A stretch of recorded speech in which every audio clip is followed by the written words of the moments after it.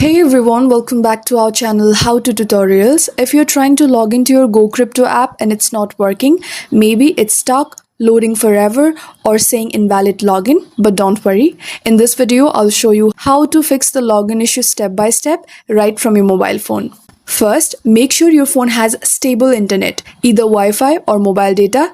Slow or unstable connection is one of the biggest reasons login fails. Try opening another app or website to confirm your connection is working. Second, fully close and reopen the application. Swipe away the GoCrypto app from your recent apps list and reopen it from the scratch. This clears temporary bugs or session errors. Third step, clear app cache. If you're on Android, go to Settings.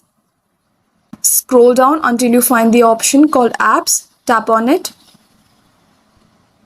Then locate the GoCrypto application. Tap on it.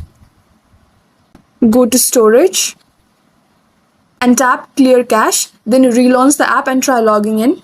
Fourth step can be to update the app. Outdated versions can crash or block logins. Go to the Play Store or App Store, search for GoCrypto and then update if you see it. Also, make sure you're entering the correct email and password. Use the forgot password link if you cannot remember it. GoCrypto will send a reset email.